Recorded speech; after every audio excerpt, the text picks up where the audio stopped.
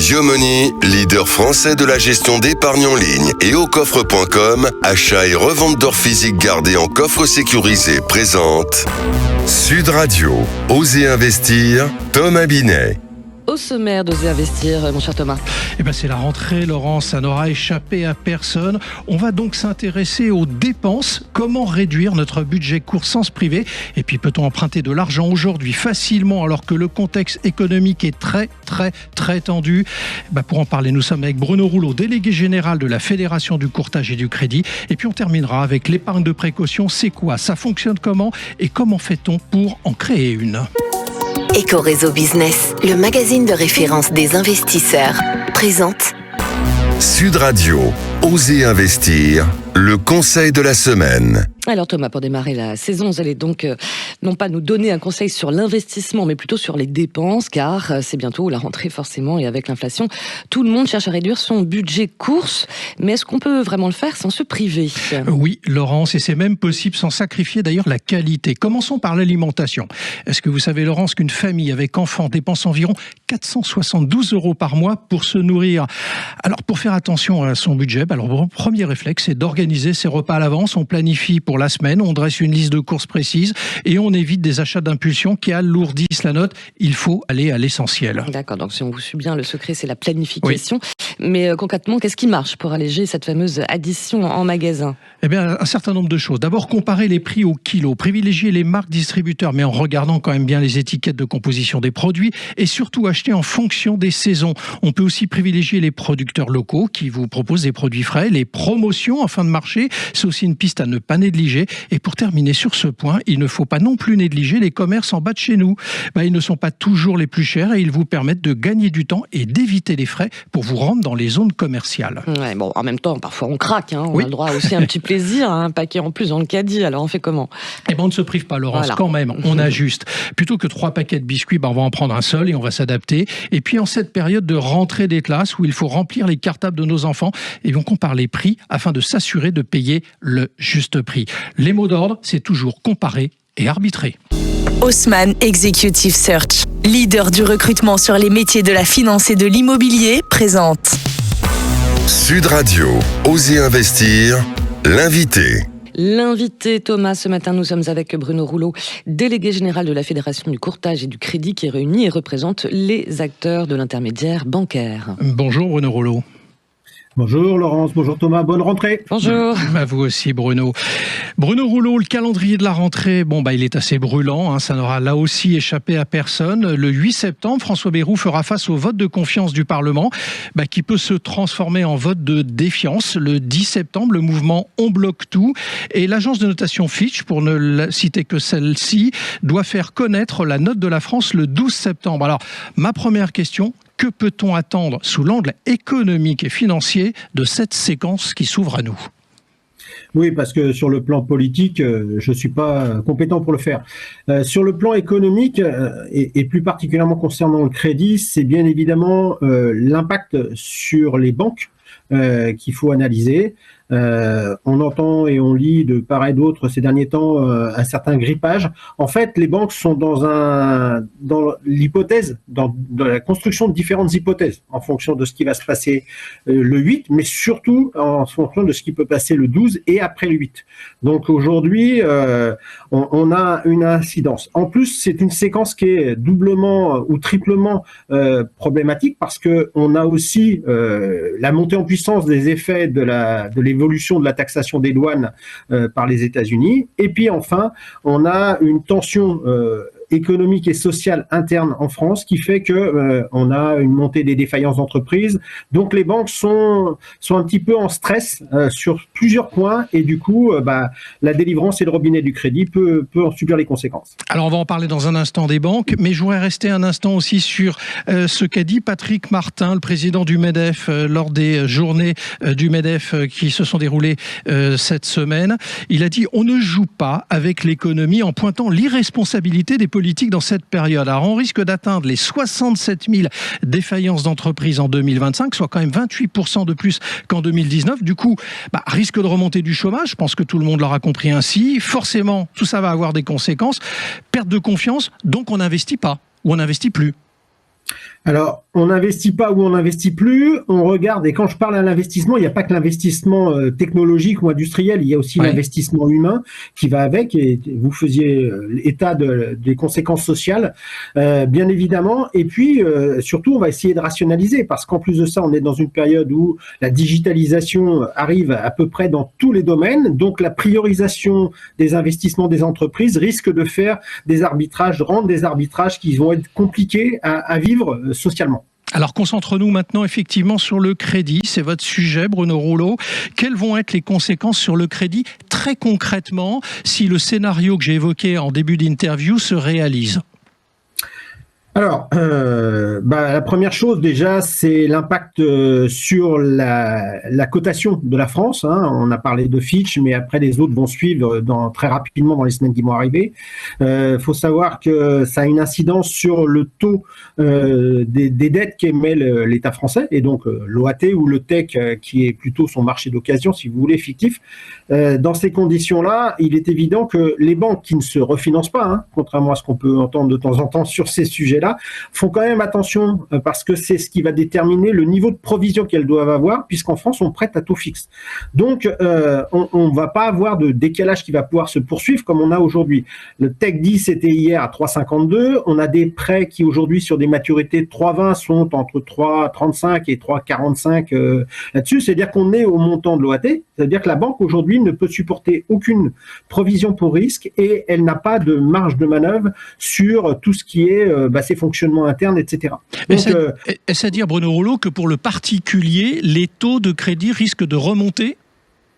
C'est un risque évident qui se pointe. Alors déjà, on voit bien que la Banque centrale européenne, qui avait donné un signal en disant qu'elle arrêtait sa politique de baisse des taux, fait que les banques en général, était positionné sur une période plutôt rassurante dans le sens de la visibilité, mais derrière, effectivement, c'est la conjonction avec le reste. Et puis, l'épargne, puisque la banque, elle, est consultée pour pouvoir faire, en fait, et contrôlée, pour pouvoir faire un rapport, ce qu'on appelle le coefficient d'emploi, c'est-à-dire un rapport entre ses ressources, sa collecte, et les crédits, et la durée des crédits. Donc oui, on aura à la fois une exigence sans doute sur l'apport personnel, une prise de risque qui sera davantage maîtrisée et une hausse des taux d'intérêt qui vont être proposés. Donc vous misez sur une hausse des taux ? Oui, bien évidemment. Ok. Alors, moi, effectivement, vous avez commencé à en parler, je voudrais vous entendre sur le sujet du comportement des banques dans cette période. Vous avez laissé entendre que les apports vont être repensés, rediscutés avec les banques. Ça veut dire que, très concrètement, en dehors de la hausse des taux, on doit s'attendre également à des conditions d'accès au crédit qui soient encore plus sévères. Alors sévère, j'utiliserai pas ce qualificatif parce que elles sont déjà très encadrées. Simplement, elles seront plus sélectives en ce qui concerne les projets qui vont être accordés. Et effectivement, pourquoi apport personnel plus important ? Parce que on a un effet, c'est pour ça que je parlais de séquences compliquées, c'est que le marché immobilier, il n'y a pas de relance. On a un tassement, même si on parle de négociations et de transactions qui sont en hausse, mais c'est par rapport à un 2024 qui a été catastrophique. Et surtout derrière, on voit une remontée des prix, puisqu'il n'y a pas d'offre. Donc, il y a la remontée des prix. Donc, le risque pour la banque, il se situe aussi sur la qualité du bien et sur la valeur et de la marge hypothécaire du bien. Donc, on a effectivement sans doute à attendre un durcissement ou en tout cas une plus grande exigence de la part des banques. Alors, vous l'avez dit, on va y rester un instant, que le marché immobilier est quand même compliqué au moment où nous nous parlons. Les taux risquent de remonter, vous misez là-dessus. Les conditions vont amener des dossiers plus sélectifs encore auprès des banques, ce qui veut dire que le marché de l'immobilier, tel que vous le percevez, lui-même va pas se dégripper dû à tout ça. Je vois pas se dégripper. En tout cas, il n'y a pas de signe avant-coureur qui permettrait un dégrippage. Premièrement, parce que l'inflexion législative, elle est pas là. Et surtout, si on rentre dans une séquence politique qui va être compliquée, parce que c'est pas que seulement le vote de défiance, c'est toutes les conséquences derrière pour reconstituer un gouvernement et surtout voter un budget. Je vous rappelle que déjà en 2025, on a galéré pour pouvoir en avoir un. Et la deuxième chose, et là, pour le coup, c'est propre aux banques, c'est que les banques n'avaient pas misé sur une production de crédit très importante. Elle était plutôt ISO par rapport à 2024.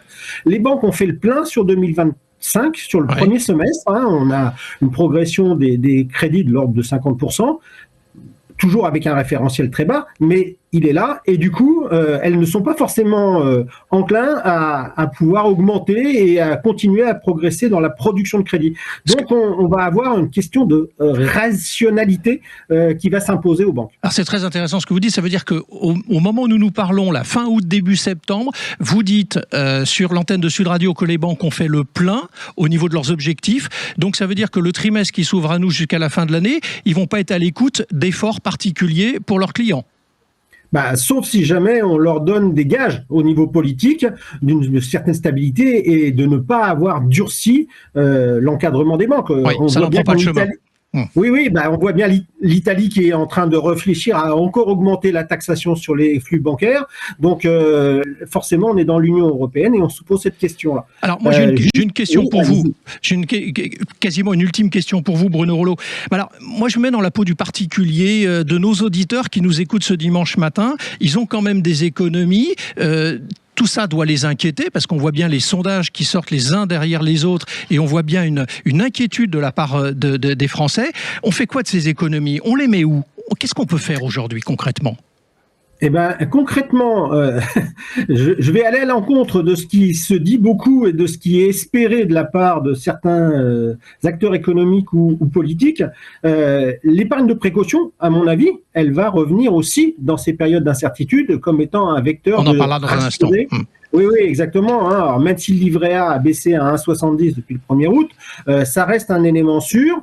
Donc, les décollectes qu'on a pu constater, elles vont se réengranger. Et puis, la deuxième chose, c'est que je pense que les Français vont, en tout cas les épargnants, ceux qui ont un petit peu d'avance, vont rester sur des produits où ils pourront garder une certaine liquidité et une certaine sécurité dans ces périodes d'instabilité. Ce qui veut dire qu'il ne faut pas aller en bourse ou on peut envisager d'aller en bourse ? On peut y aller, mais avec des supports qui sont adaptés à son propre patrimoine pour pas se mettre en difficulté en cas de besoin ou de saisir des opportunités. Et puis la deuxième chose, il faut vérifier que ces supports en bourse soient effectivement sécurisés au maximum. Je doute que le marché des actions reçoive directement, je parle bien directement et pas par des ETF ou des produits des OPCVM, des efforts d'épargne dans tous les cas. Donc pour se résumer, Bruno Rouleau, et avant de se quitter, ce que vous préconisez au moment où nous nous parlons, c'est de faire de l'épargne de précaution dont on va parler d'ailleurs dans un instant. C'est pas ce que je recommande en général, mais là, pour le coup, dans une séquence comme celle-ci, c'est effectivement ce qu'il faut faire pour privilégier, et notamment pour les petits épargnants. J'insiste lourdement sur les petits épargnants. Merci à vous. Merci beaucoup, Bruno Rouleau. Merci, Laurence. Merci. Je rappelle que vous êtes le délégué général de la Fédération du courtage et du crédit. Blockshare, le cercle immobilier des investisseurs avisés, présente Sud Radio, Osez investir, le coin de l'expert. Thomas, justement, on entend souvent parler de l'épargne de précaution. Concrètement, ça sert à quoi ? Laurent, c'est le petit matelas de sécurité dont on a tous besoin. Il sert à absorber les imprévus du quotidien. Une panne de voiture, un réfrigérateur qui vous lâche, plus grave, une perte de revenus, ça arrive malheureusement. Et l'idée, c'est de ne pas se retrouver dans le rouge ou forcer d'emprunter à la moindre dépense surprise. Alors, bien entendu, mais on met combien de côté pour être tranquille ? Alors, les spécialistes, ils conseillent entre 3 et 6 mois de dépenses courantes. Ça veut dire que si vous dépensez, on va dire 2300 € par mois, ce qui est selon l'Observatoire des inégalités, le budget moyen mensuel de dépenses d'un ménage en France, l'idéal serait d'avoir entre 6 900 et 13 800 € en réserve. Alors bien sûr, on peut y aller progressivement, même 1000 ou 2000 €, c'est déjà un commencement de filet de sécurité à construire avec le temps. D'accord, une fois qu'on a décidé combien, en tout cas le montant, on met ça où ? Pas sous le matelas, ça c'est une certitude. Le but, c'est que l'argent reste disponible et sécurisé. Notre invité nous disait qu'évidemment, il y a par exemple le livret A, et on va le préconiser aussi à notre tour, ou le livret d'épargne durable et solidaire. C'est sûr que ça rapporte pas beaucoup, c'est 1,70%, mais dans le même temps, c'est sécurisé. Donc, ou le livret jeune d'ailleurs pour les moins de 25 ans. Pas de risque, totalement disponible et exonéré d'impôts, Laurence. Merci beaucoup, mon cher Thomas, et on vous retrouve le week-end prochain. Avec grand plaisir. Allez. Sud Radio, Osez investir, Thomas Binet. Avec Yomoni, leader français de la gestion d'épargne en ligne, et aucoffre.com, achat et revente d'or physique gardé en coffre sécurisé.